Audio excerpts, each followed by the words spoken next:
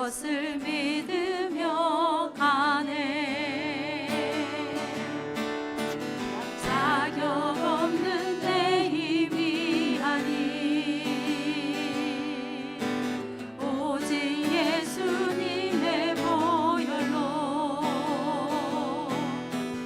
자격 없는 내 힘이 아니 오직 예수님의 보혈로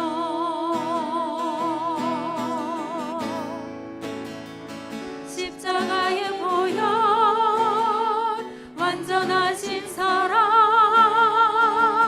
힘입어 나갑니다.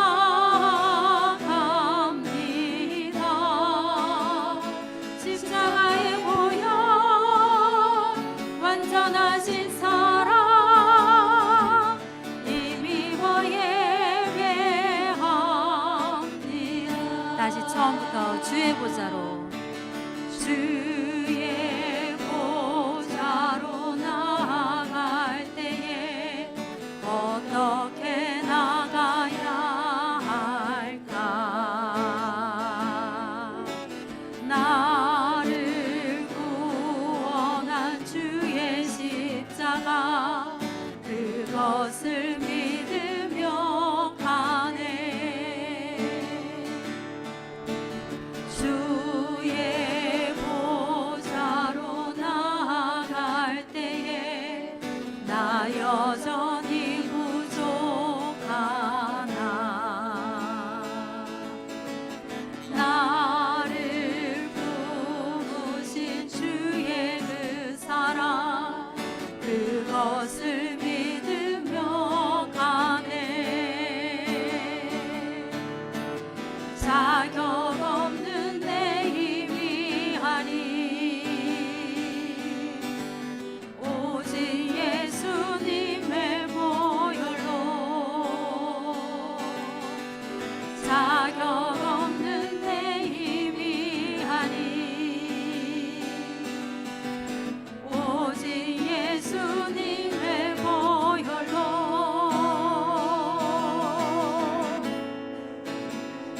십자가의 보혈 완전하신 사랑 힘입어 나갑니다.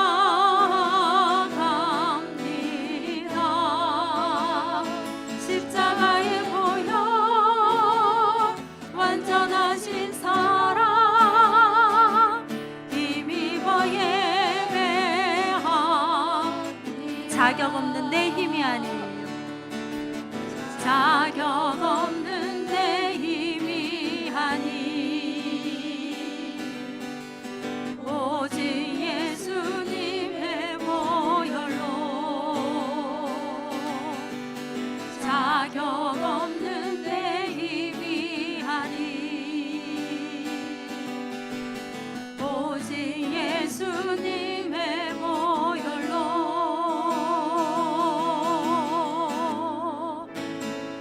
십자가의 보혈 완전하신 사랑 힘입어 나갑니다. 십자가의 보혈 완전하신 사랑 힘입어 예배합니다. 내게 있는 향유파 내게 있는 양육가 주께 가져와 그 발 위에 입 맞추고 깨뜨립니다.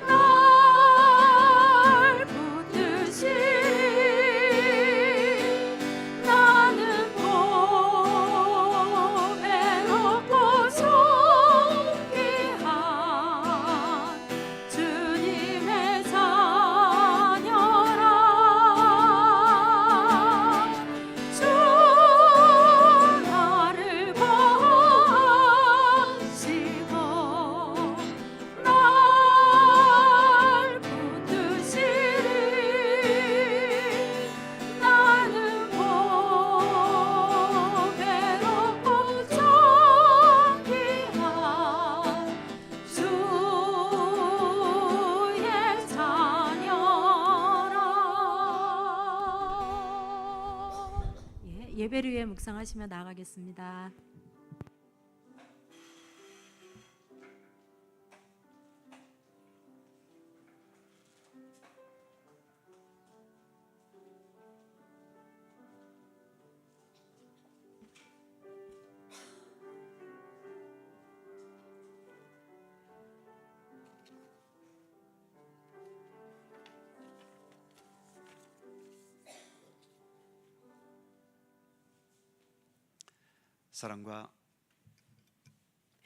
사랑과 은혜의 하나님, 오늘도 주일의 은총을 저희들에게 허락해 주셔서 감사합니다. 이른 아침 1부부터 3부까지 또 주일 예배 드리고 오후 시간도 또 주님을 사모하는 마음으로 우리가 또 함께 모였습니다. 항상 생명의 양식으로 저희들 든든히 먹게 하시고, 그래서 믿음으로 더 강건하여 어떠한 현실, 어떠한 세상에서도 주님의 뜻을 향하며 하나님 원하시는 아름다운 믿음의 일들을 이루어 나갈 수 있도록 늘 함께하여 주옵소서. 이 오후 시간도 주님 홀로 영광 받으시며 저희들에게 무한한 은총과 은혜의 시간이 되기를 원하옵고 예수님의 이름으로 기도하옵나이다. 아멘. 찬송 한 곡 더 하지요. 442장 함께 찬송하시고 허연성 권사님 기도하시겠습니다.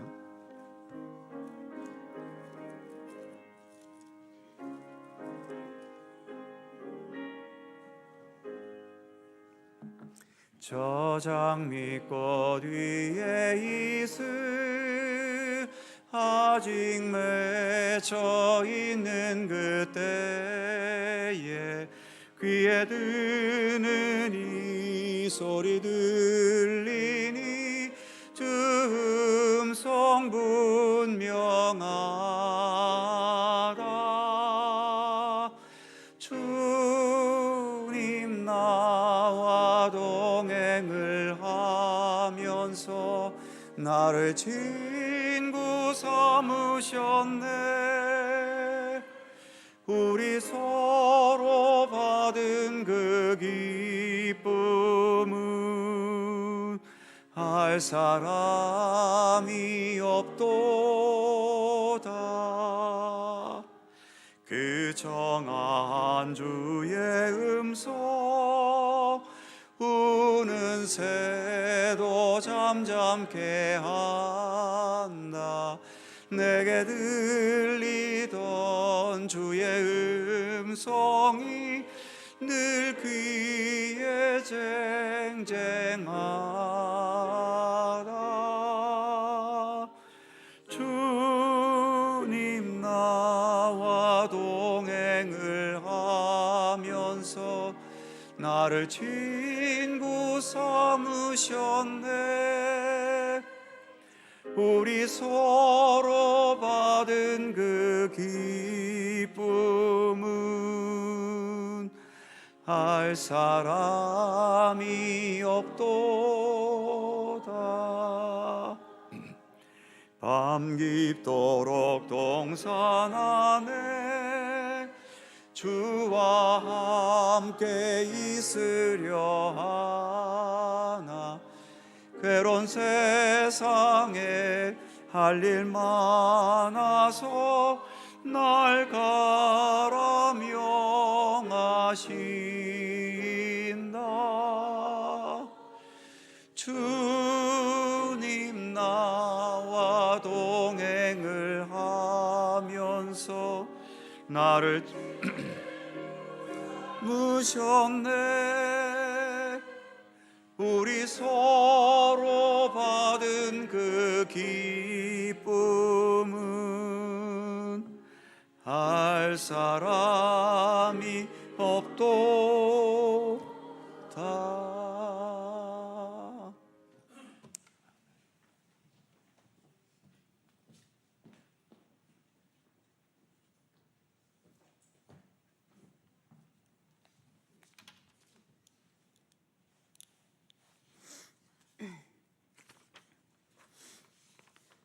우리 안에 거하시는 주님께 집중하게 하시고 주님의 크고 넓은 은혜에 감사를 드립니다. 우리를 앞서가시는 주님을 따를 때 반드시 길이 열리는 역사가 있게 하시고 여기 모인 우리의 기도가 하늘에 닿기를 원합니다. 각자의 모습과 분량대로 주님의 자녀로 내 십자가를 지고 주님의 사랑을 생각하며 살게 하옵소서. 세상 가운데 살며 하나님의 방법을 버리고 세상적인 방법을 따랐고 용서하지 못했고 순종하지 못했지만 그럼에도 불구하고 우리를 사랑하여 주시고 주님의 사랑으로 모든 허물을 덮어주시길 원합니다. 하느님께서는 어떤 일은 우연은 없다고 하십니다. 모든 일은 주님의 주권 아래서 주님의 세밀한 간섭 가운데 일어난다는 것을 알기를 원합니다. 말씀하여 주시옵소서. 때로는 아무리 부르짖어도 하나님께서 듣지 않으시는 것 같을 때도 있지만 상황이 변하지 않고 힘든 상황이 밀려와도 그때마다 나의 문제들 가운데 하나님께서 모든 상황을 만드시고 이끄심을 믿고 나아가며 깨닫게 되오니 아버지,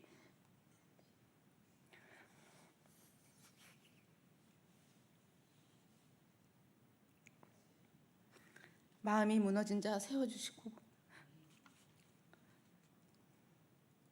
넘어진 자 일으켜주시고 병든 자 고쳐주시고 다친 인생을 열게 해주시옵소서. 하나님 아버지, 찬양하고 기도할 때 그 소리가 울려 퍼지게 하시고 그때 하나님께서 강한 권능으로 저희를 안아주시고 은혜를 포기하지 않고 살아갈 이유를 찾게 하여 주시옵소서. 하나님께서 갈릴리 교회에 주신 비전들을 간구와 기도로 나아갈 때 지혜와 명철을 주셔서 잘 가꾸며 나아갈 수 있도록 인도하여 주시옵소서.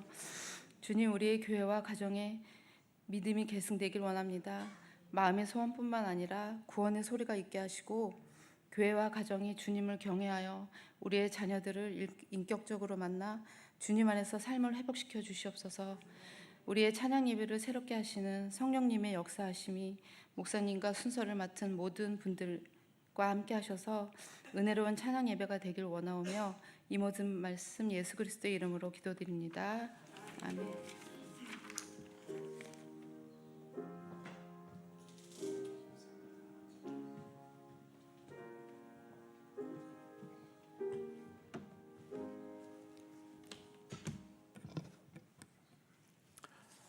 성경 말씀 함께 보죠. 신약 누가복음 1장 5절입니다. 누가복음 1장 5절, 신약 성경 85면입니다. 신약 성경 85면 누가복음 1장 5절에서 11절까지의 말씀입니다. 교독하죠. 제가 먼저 5절 읽겠습니다. 유대왕 헤롯 때에 아비야 반열의 제사장 한 사람이 있었으니 이름은 사가랴요 그의 아내는 아론의 자손이니 이름은 엘리사벳이라. 이 두 사람이 하나님 앞에 의인이니 주의 모든 계명과 규례대로 흠이 없이 행하더라.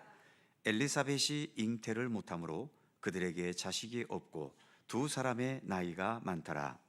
마침 사가랴가 그 반열의 차례대로 하나님 앞에서 제사장의 직무를 행할세 제사장의 전례를 따라 제비를 뽑아 주의 성전에 들어가 분향하고 그 분향하는 시간에 밖에서 기도하더니 다같이 주의 사자가 그에게 나타나 향단 우편에 선지라. 아멘. 누가복음 두 번째 시간입니다. 오늘은 예수님보다 먼저 활약했던, 그리고 연령상으로는 예수님보다 6개월 먼저 태어난 것으로 알려져 있는 세례 요한의 아버지 어머니 이야기가 오늘의 본문의 내용이지요. 세례 요한 부모에 대해서는 누가복음에서만 말해주고 있습니다. 다른 마태복음이나 또 마가복음, 요한복음은 세례 요한의 이야기는 있지만 그의 부모에 대한 이야기는 없지요. 자, 아버지의 이름은 사가랴. 이 사가랴는 구약 성경에는 선지자 중에 스가랴라는 선지자가 있지요. 아마 그 시대에는 스가랴로 부르다가 예수님 당시에는 스가랴는 보다도 사가랴로 그렇게 불려지고 그랬던 것 같아요. 그리고 어머니의 이름은 엘리사벳. 엘리사벳은 여성들 이름으로는 꽤 흔하지요. 유럽 쪽이나 이런 미국에서는 엘리사벳이라는 이름이 흔하고요. 영국의 여왕도 뭐 엘리자베스 1세, 2세 하면서 여왕의 이름도 되고 있죠. 자, 이 두 사람이 어떤 사람이었나? 유인물을 보시면 가로 1번에 보시면 이 둘 다 제사장 가문의 순수 혈통의 사람이라는 겁니다. 동그라미 1번 보시면 아버지 사가랴는 아비야라는 사람의 반열, 제사장 중에서도 아비야라는 유명한 제사장이 있는데 그 계열의 사람이었다라고 말하고 있고, 특히 부인 엘리사벳은 제사장 가문 중에서도 최고 으뜸이라고 할 수 있는 첫 번째 대제사장, 출애굽 시대 때에 모세에 의해서 대제사장으로 임명된 모세의 형 아론의 후손들만이 제사장을 할 수가 있었죠. 그래서 이 사가랴나 엘리사벳이나 이처럼 제사장 가문의 순수 혈통의 사람이었다라고 하는 겁니다. 반면에 이들이 제사장으로서 그 다음 두 번째 보시면 하나님 앞에 의인이었다. 6절 말씀에 보면 이 두 사람이 하나님 앞에 의인이니 라고 말합니다. 똑같은 의인도 사람 앞에서의 의인과 하나님 앞에서 의인으로 인정받는 건 차원이 조금 다른 게 아니라 아주 많이 다릅니다. 유임을 보시면 동그라미 1번, 세상과 사람 앞에서 의인 되기는 쉽습니다. 조금만 노력하면 돼요. 또는 실제로 의롭지 않아도 사람들 앞에서 쇼만 잘하면, 내가 의로운 것처럼 행세하고 그러면 얼마든지 세상에서는 당신 의인입니다 하고 인정받을 수 있습니다. 어차피 사람은 겉모습밖에 보지 못하기 때문에 내가 속으로 어떤 음흉한 생각을 하고 있든지 상관없이 사람들 앞에 의롭게만 보이면 사람들은 나를 의인으로 인정해 주지요. 그러니까 세상에서 사람 앞에서는 의인 되기 쉽습니다. 하지만 동그라미 2번, 그러나 하나님 앞에서 의인 되기는 매우 어렵습니다. 왜 어렵습니까? 그 밑에 첫 번째 동그라미 보시면 하나님은 우리의 외모가 아니라 중심을 들여다보는 분이시기 때문이죠. 그러니까 세상 앞에서는 얼마든지 쇼를 할 수 있지만 하나님 앞에서는 그 어떤 쇼도 통하지 않습니다. 하나님은 내가 나에 대해서 알고 있는 것보다도 하나님은 나에 대해 더 잘 알고 계시기 때문에 내가 무슨 말을 했는지 무슨 행동을 했든지 거기에 담겨져 있는 나의 진짜 의도는 하나님께서 그걸 정확하게 아시는 거죠. 그러니 사람 앞에서는 아무리 존경받고 아무리 훌륭하고 위대하다고 여겨져도 하나님 앞에서는 최악의 죄인으로 드러나기도 하고요. 또 반대로 세상에서는 겉모습이 초라하고 능력도 없어 보이고 힘도 없어 보여서 별 볼 일 없다고 관심의 대상도 되지 못하는 자들이 하나님 앞에 가서는 그 누구보다 위대한 의인으로 하나님께서 여겨주시기도 하는 겁니다. 그래서 자주 말씀드리지만 예수님도 자주 말씀하셨던 먼저 된 자가 나중되고 나중된 자가 먼저 될 자가 많은 겁니다. 두 번째 동그라미 보시면 무엇을 꾸미고 장식할 수 있는가? 하나님 앞에서는 아무것도 장식할 게 없어요. 참 우리가 이렇게 예수를 믿는 믿음의 과정을 위해서 교회라고 하는 이 공동체를 통해서 믿음의 길을 가고 있잖아요. 어찌 보면 교회는 하나님 앞에서 정직하게 내 모습을 내어놓는 것을 연습하는 곳이 되어야 합니다. 그렇지 않겠습니까? 교회라고 하는 것은 예수님을 잘 믿고 예수님을 바르게 믿고 예수님을 진실하게 믿는 것을 연습해가고 그것을 훈련하는 곳이 되어야 하는데, 이 교회도 또 인간들이 세워놓은 조직이다 보니까 어떤 주님 앞에서 정직함보다도 그 교회에서 주어진 직분, 경력 또는 인간적인 어떤 능력, 또 세상의 가치관을 따라가는 어떤 그 세상의 질서에 오염되어 버린 교회의 질서, 이런 것 때문에 하나님 앞에 정직해지지 못하고 자꾸 하나님 앞에서 자기가 자신을 속이는 일들도 많이 일어나는 겁니다.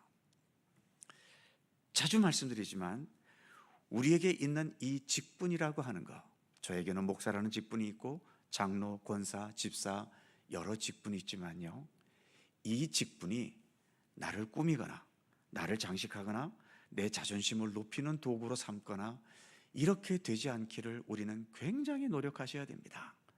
직분자들은 그래서 다른 분들보다도 더 많이 기도하셔야 되고 더 많이 바울의 표현처럼 내 자신을 쳐서 복종시키는 경건의 노력이 있어야 돼요.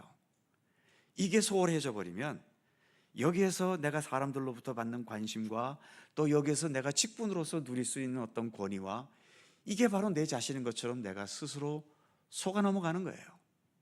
사람들이 나를 어우 목사님, 어우 장로님, 권사님 그러니까 진짜 내가 믿음 좋은 것 같이 착각한다고요.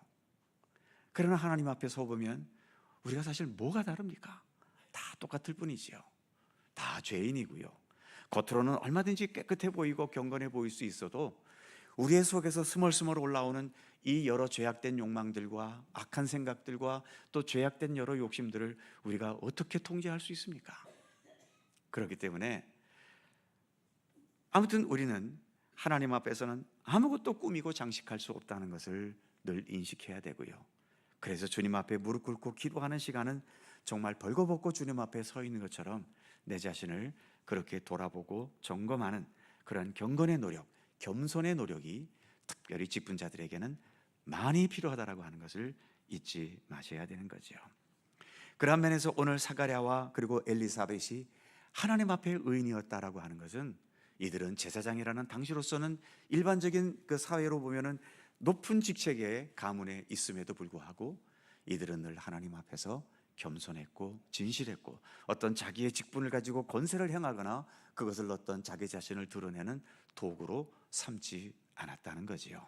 그런 정직함이 이처럼 하나님께서도 인정하시는 의인일 수 있었다라는 겁니다. 우리의 마지막 평가는 하나님이 내리시는 거잖아요. 그 평가 앞에 내가 어떤 모습으로 설 것인가, 우리의 믿음 속에서 이 중심을 놓쳐버려서는 안 되는 거죠. 자, 이렇게 제사장 가문의 순수 혈통의 사람이고 거기다가 세상 앞에서 보다도 하나님으로부터 의롭다고 인정받을 수 있었던 이런 훌륭한 사람인데도 육신적으로는 또 치명적인 약점이 있는 거죠. 모든 것을 다 갖추는 사람은 그래서 없나 봐요.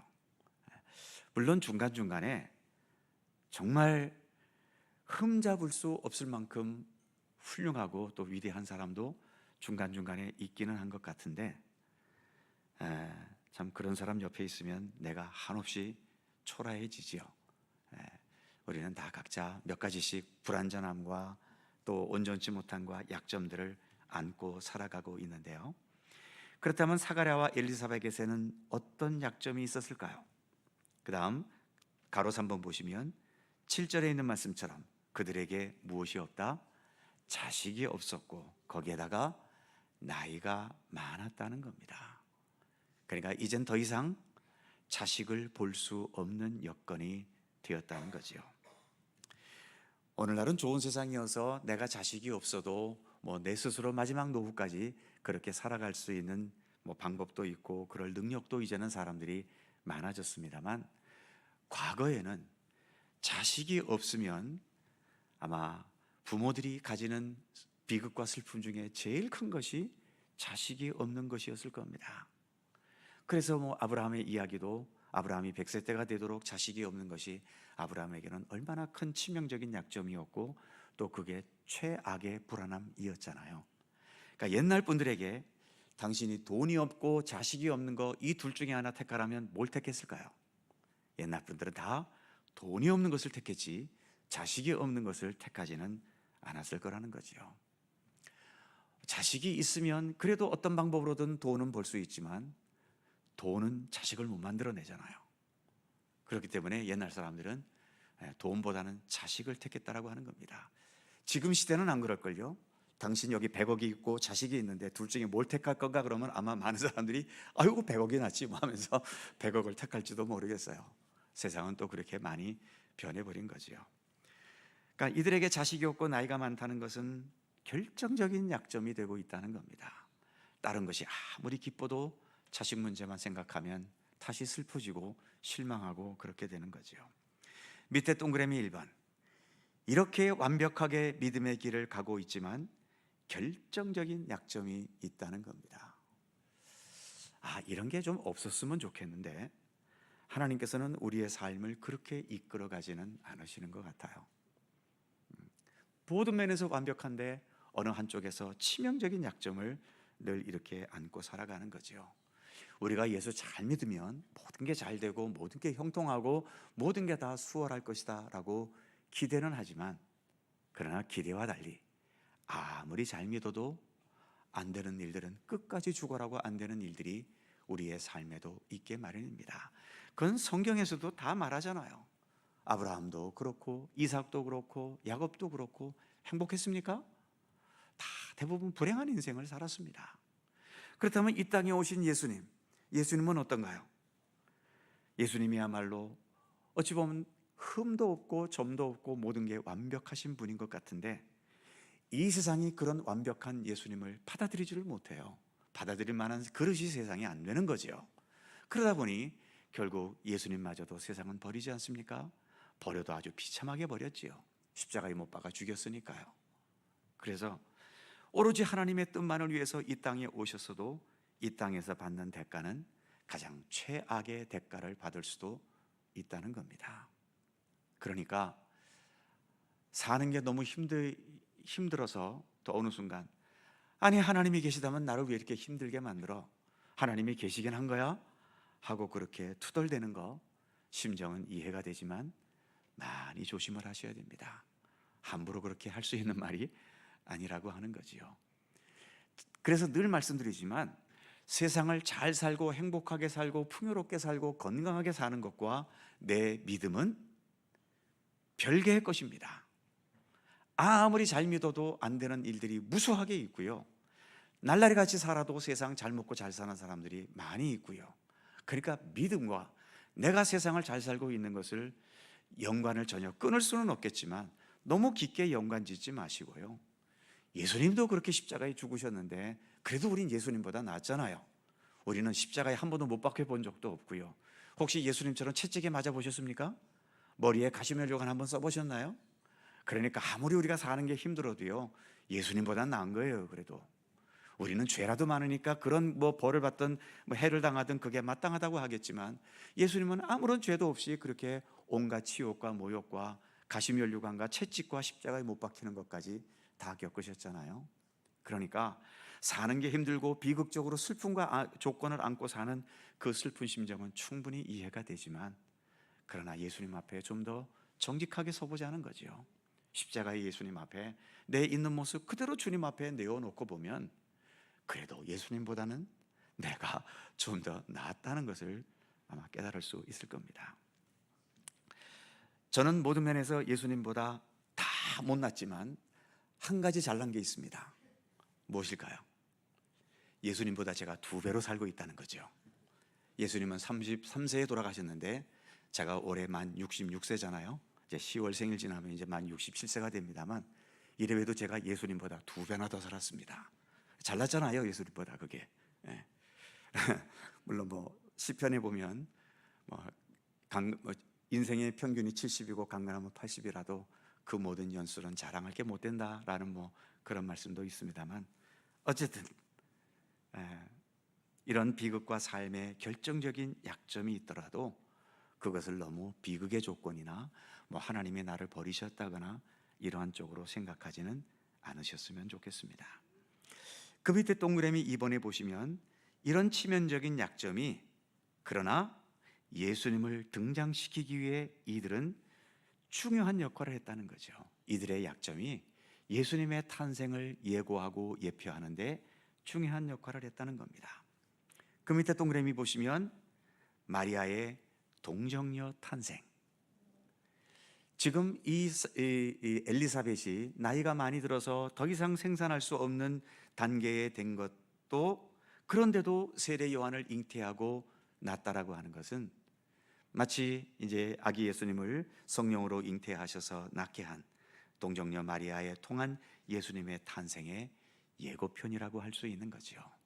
보통 우리가 세례 요한을 주의 길을 예비하기 위한 존재다라고 성경이 말하지 않습니까? 이렇게 탄생의 순간부터 세례 요한은 이처럼 동정녀 탄생까지 예표한 그런 예가 되고 있고요. 또 이를 통해서 세례 요한이 태어난 것처럼 예수 그리스도도 그렇게 기적적인 섭리를 통해서 이 땅에 탄생하신 것을 예표하고 있는 거죠. 그래서 그 다음 동그라미 3번이 중요한 겁니다. 시험 문제에 잘 나옵니다. 3번을 보시면 장점 단점이 있다 없다 보다도 그것이 하나님의 도구로 쓰임 받느냐가 더 중요한 겁니다. 우리는 장점은 많고 단점은 하나도 없어도 좋겠고, 그래서 장점이 있다 없다, 단점이 있다 없다, 여기에 우리는 집착하지만 이건 별로 중요하지 않다는 거죠. 정말 중요한 것은 그게 장점이든 단점이든 하나님의 도구로 쓰임 받을 수 있느냐라고 하는 겁니다. 내가 아무리 치명적인 약점이라도 하나님께서 그 약점을 통해 하나님의 뜻을 펼쳐 가신다면 그건 더 이상 약점이 아니에요.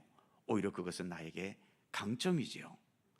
마찬가지로 내가 아무리 세상 사람들보다 더 잘나고 더 풍요로운 것을 가지고 있다 하더라도 이것이 하나님의 도구로 쓰임 받지 못한다면 하나님 앞에서는 쓰레기와 다를 바가 없는 겁니다. 자, 두 가지 예를 한번 보지요. 밑에 첫 번째 동그라미 보시면 사도 바울이 있습니다.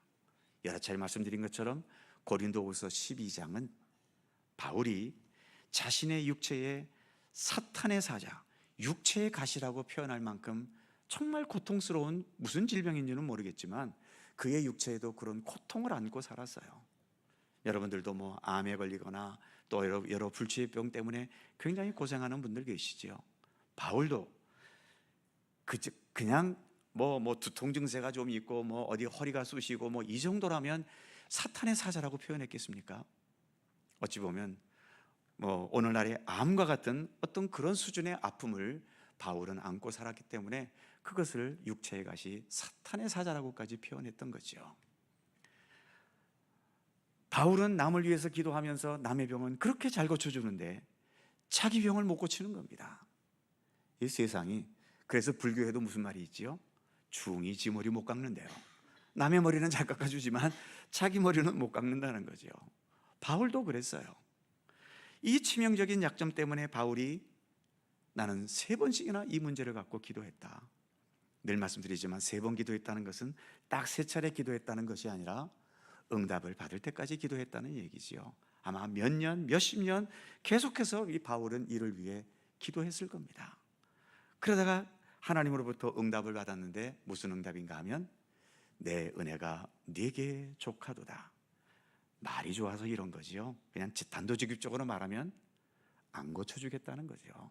너 그냥 그렇게 병 걸린 채로 살아. 그게 네 삶이고 네 역할이야. 하나님께서 안 들어주신 겁니다. 바울이 그런 주님의 음성을 듣고 기분 나빴을까요? 아니 이러실 수 있나? 내가 내 인생을 뒤집어 놓으면서까지 이렇게 주를 위해 몸과 마음으로 헌신하고 있는데 그래 내 병 하나 안 고쳐주셔? 이게 말이 돼? 하고서 하나님을 향해 원망하나요? 아니죠. 바울은 거기에서 많은 것을 깨닫습니다. 가장 먼저 무엇을 깨달았냐 하면 하나님께서 내가 이렇게 참 하나님의 능력을 가지고 여기저기 다니면서 복음을 전파하고 교회를 세우고 남들이 하지 못하는 이 훌륭한 선교 사역을 하고 있는데 나로 하여금 너무 교만해지지 않도록, 성경의 표현 그대로 내가 너무 자고해지지 않도록 하기 위해 하나님께서 내게 이 병을 주셨다는 것을 바울은 깨달은 거죠. 그러니까 지금 내게 있는 이 고쳐지지 않는 이 질병은 나를 힘들게 하고 나를 망하게 하는 병이 아니라 오히려 내가 잘못된 길로 나아가지 않도록 나를 붙들어주고 있는 든든한 방패막이 되고 있다는 것을 바울은 깨달은 거죠. 그리고 또 한 가지, 내가 약하기 때문에 이 약함을 가지고 나는 하나님께 나아갈 수밖에 없지 않습니까? 3번씩이나 기도했다는 것은 이 문제를 가지고 하나님 앞에 나아갔다는 거잖아요. 그러니까 이 문제가 있기 때문에 하나님과의 관계가 형성이 되고 여기에 하나님께서 개입하실 수 있는 여지가 있는 겁니다. 모든 게 다 완벽하다면 하나님이 왜 필요해요? 내 능력과 내 힘과 내 가진 것 갖고 살면 되는 거죠. 그런데 그런 치명적인 약점이 있었기 때문에 바울은 언제든지 주님 앞에 무릎 꿇으면서 하나님 나를 도와주십시오. 또 기도할 때마다 하나님께서 개입하셔서 하나님의 손길을 펼쳐주신다면 오히려 나의 이 약점이 하나님의 개입으로 더 강한 순간이 되지 않겠는가? 그래서 바울이 뭐라고까지 말합니까? 나는 이제부터 오히려 나의 약한 것들을 자랑하리라, 나의 약점들을 자랑하리라 라고 말합니다. 그러니까 이제 더 이상 바울에게 이 치명적인 약점은 약점이 아닌 거죠. 오히려 나를 더 든든하고 건강하게 세워주는 바탕이 되는 겁니다. 반면에 두 번째 동그라미 보시면 부자 청년의 이야기가 있죠. 공간복음서에 다 나오는 이야기입니다만, 한 부자 청년이 예수님께 나아가서 선한 선생님, 우리가 어떻게 해야 영생을 얻겠습니까? 예수님 말씀하시죠. 십계명을 가지고 살인하지 말라, 간음하지 말라, 도둑질하지 말라. 그랬더니 이 청년이 뭐라 그럽니까? 그거 다 지켰습니다. 예수님이 한마디 더 하시죠. 청년아, 너에게 부족한 것이 하나 있는데 네 가진 모든 것을 다 팔아서 가난한 자들에게 주고 너는 나를 쫓으라. 이 예수님의 말씀 앞에 이 부자 청년은 재물이 심히 많았기 때문에 예수님의 이 명령을 받아들이지 못하고 거기 유인물에 있는 것처럼 그 사람은 재물이 많은 고로 슬픈 기색을 띠고 근심하며 가니라. 갔다는 것은 뭡니까? 예수님을 떠나버렸다는 거죠. 그 재물이 하나님의 도구로 쓰임받지 못하고 오히려 주님으로부터 멀어지게 하고 주님과의 관계를 끊어버립니다. 이런 재물은 하나님 앞에서는 아무 의미도 없는 재물이지요. 그러니까 재물이 많다 적다, 건강하다 아프다, 잘 나간다 못 나간다, 높다 낮다, 세상에서는 그게 절대적으로 중요할지 몰라도 하나님 앞에서는 이게 중요한 것이 아니라 내 장점, 내 단점이 하나님의 도구로 쓰임받고 있는가. 그러기에 항상 기도하실 때에도 내게 장점이 있거나 단점이 있거나 이 모든 것이 하나님의 뜻을 펼쳐가는 도구가 되게 해 주십시오.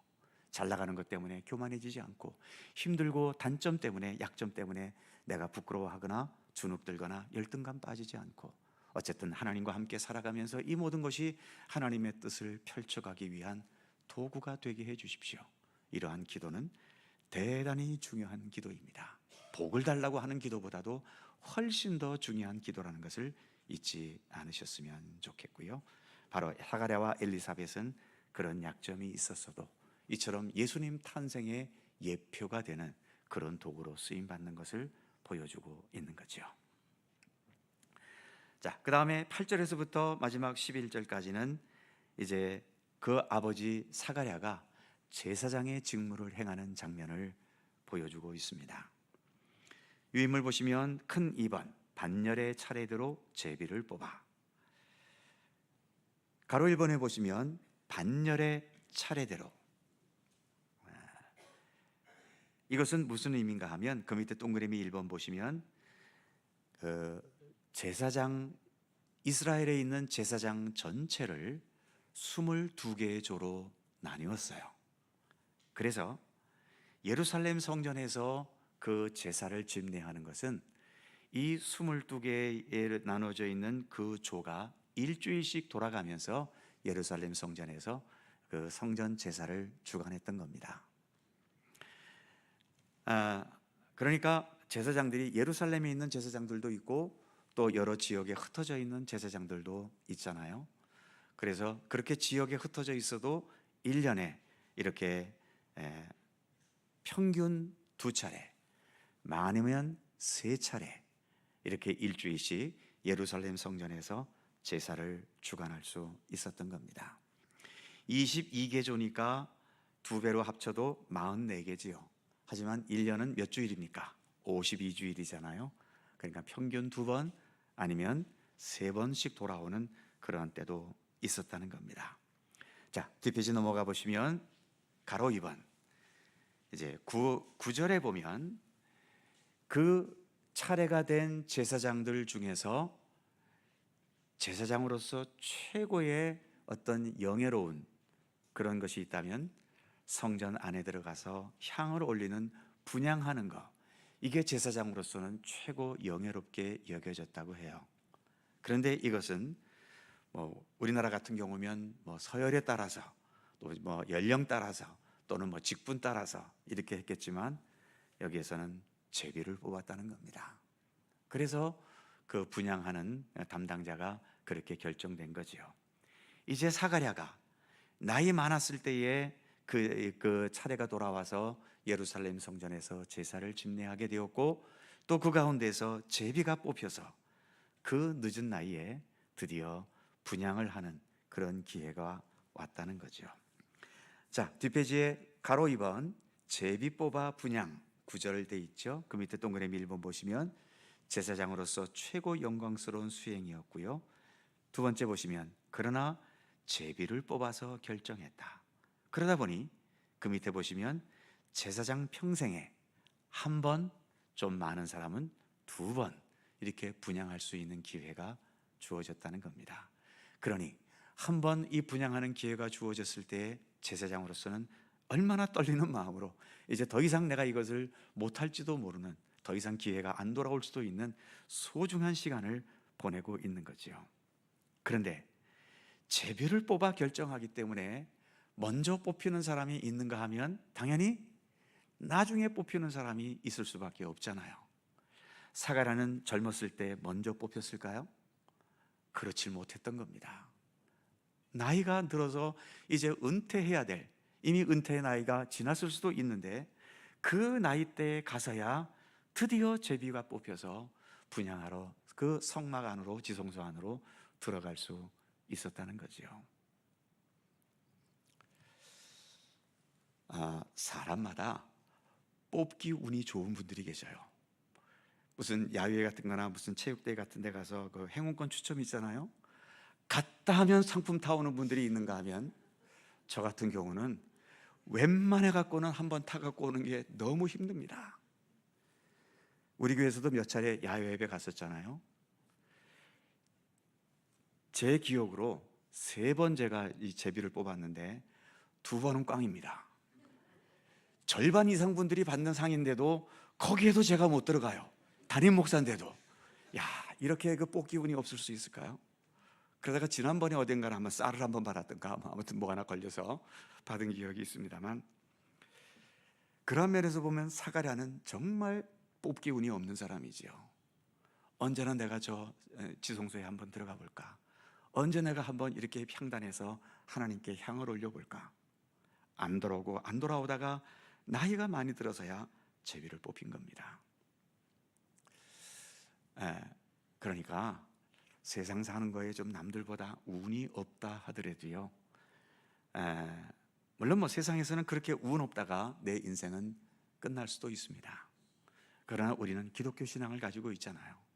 예수 그리스도께서도 죽음 가운데서 부활하셨고요, 지금 우리가 살아가고 있는 이 육체의 삶이 우리의 인생의 전부가 아니라고 우리는 믿고 있지 않습니까?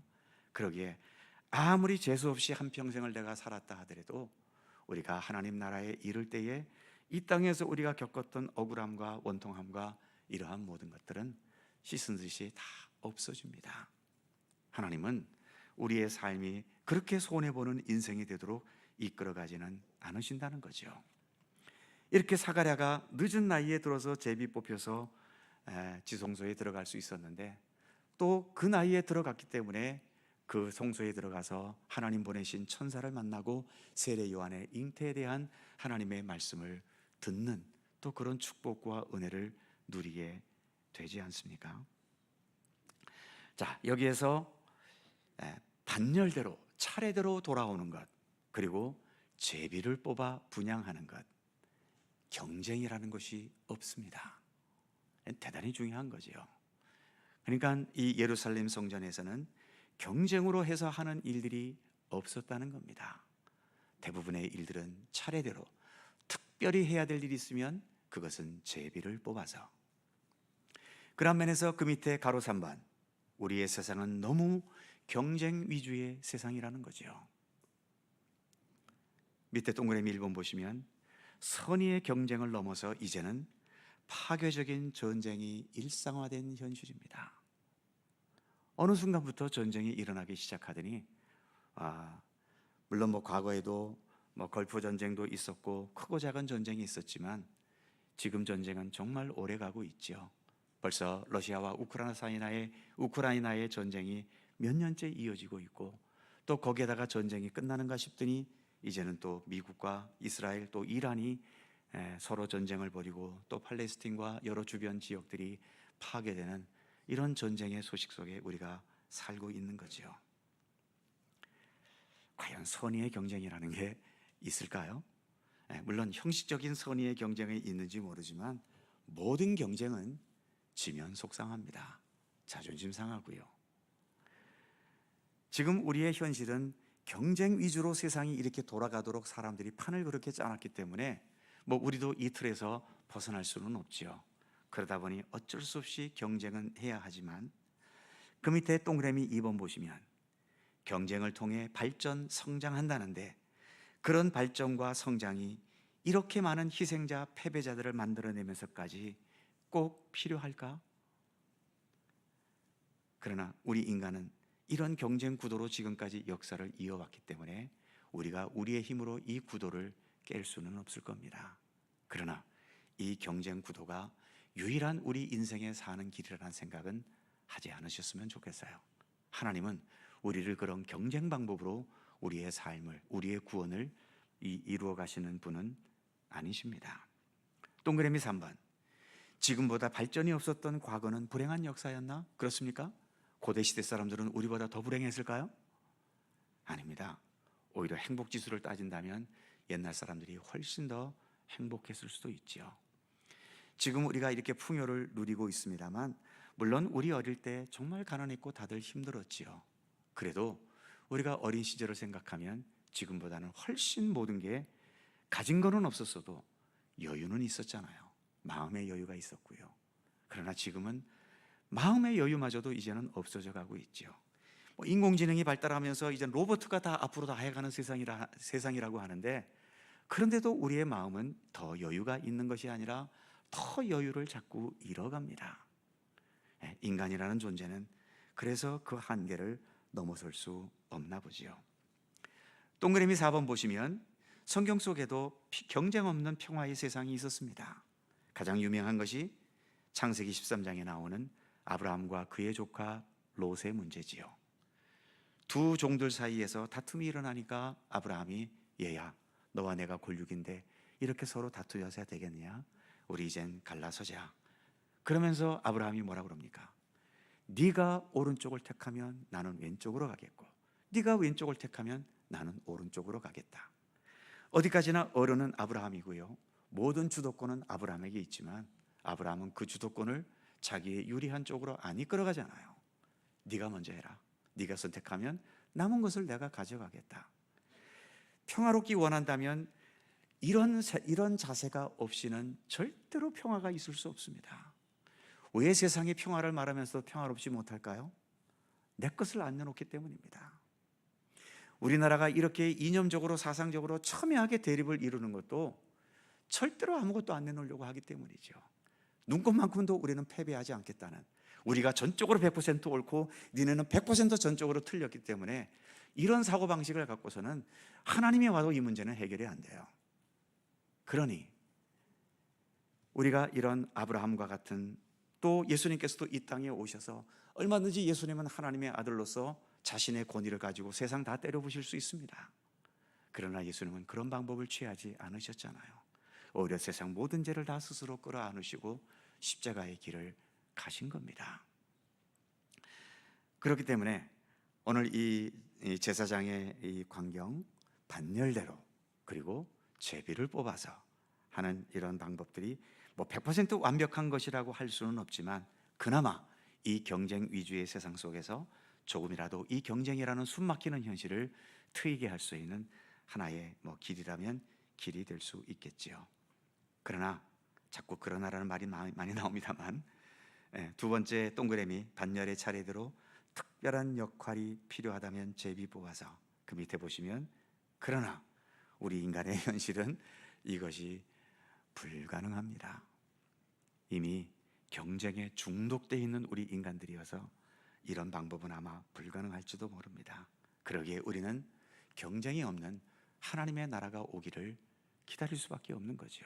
기도할 때도 주기도문에서와 같이 아버지의 나라가 오게 하시며 이렇게 기도할 수밖에 없는 겁니다.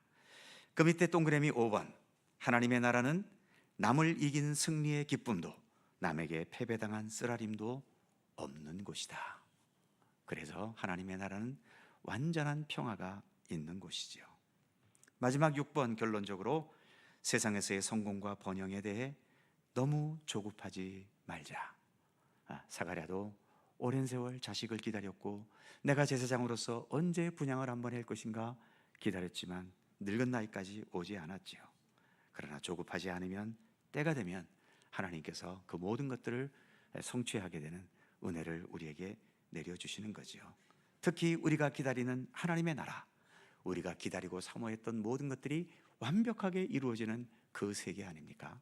우리는 그 하나님의 나라를 바라보고 그 나라를 향해 나아가는 믿음의 백성들인 거지요.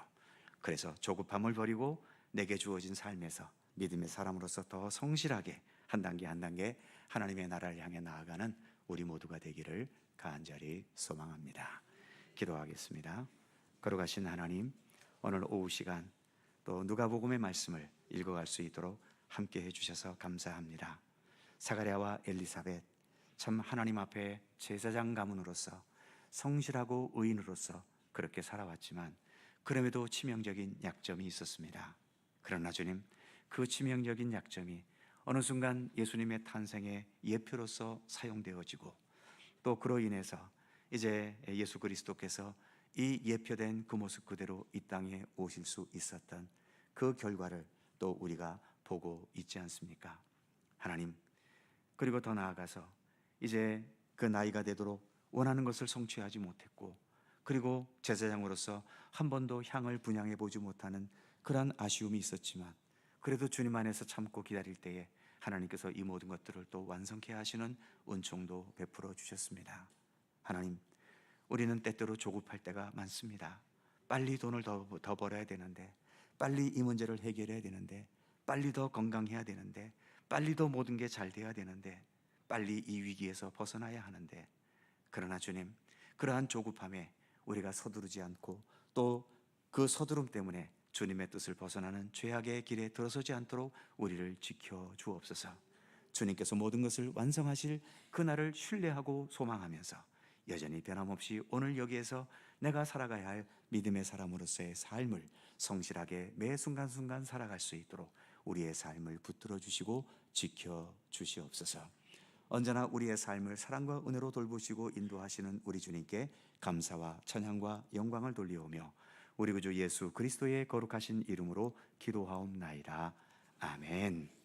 자, 서로 살펴보시면서 사랑의 인사 함께 나누시죠. 한 주간도 건강하게 복되게 잘 지내시기 바랍니다. 고맙습니다. 자세한 교회 소식은 주보를 참조하시기 바랍니다. 408장 찬송하시고 예배를 마치죠.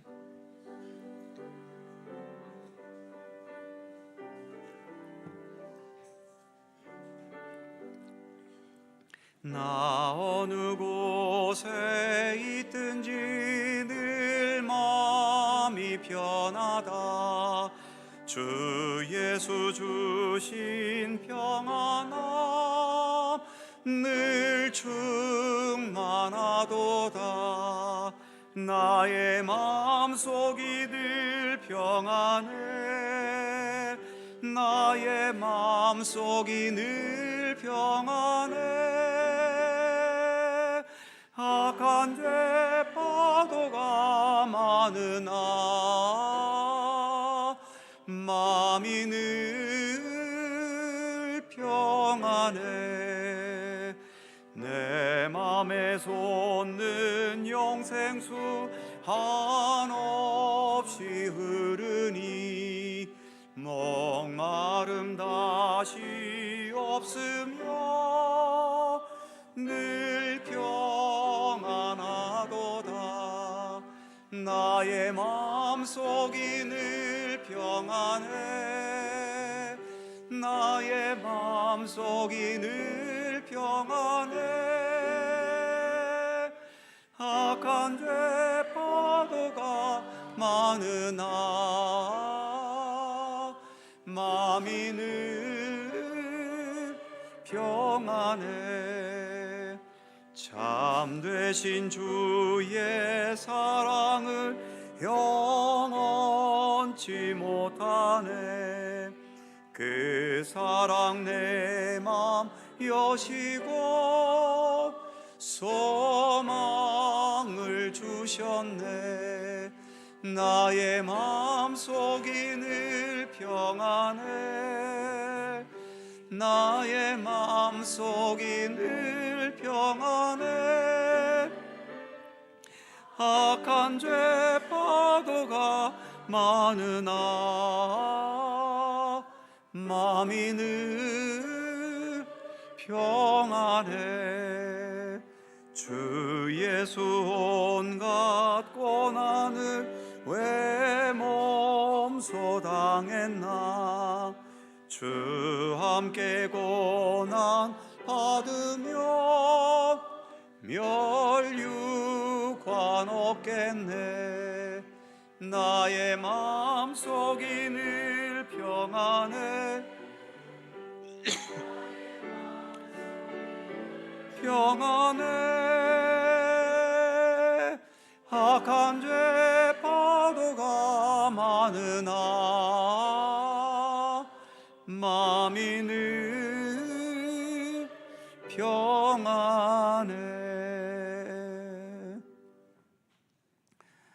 우리 구주 예수 그리스도의 은혜와 아버지 하나님의 넓고 크신 사랑하심과 성령님의 교통하심과 인도하심과 함께 하심이 우리의 모든 인생의 여정, 우리는 순간순간의 희로애락과 흥망성쇠에 수시로 흔들리고 넘어지고 교만해지고 쓰러지기도 하지만 이 모든 것들을 결국 합력하여 선한 역사로 이루시며, 그래서 우리가 완성할 수 없는 우리의 생명과 삶을 권능 가운데 완성하시는 것을 믿고 신뢰하면서 오늘의 현실에 너무 조급하지 않고 하나님의 선하신 손길을 믿고 신뢰하면서 주님께 감사하면서, 그리고 주님의 따뜻함과 주님의 선하심을 더 굳게 붙들고 온전한 믿음의 삶을 끝까지 성실하게 살아갈 것을 소원하고 다짐하는 모든 주의 사랑하는 백성들 가운데 언제나 함께 하시기를 간절히 축원하옵나이다. 아멘.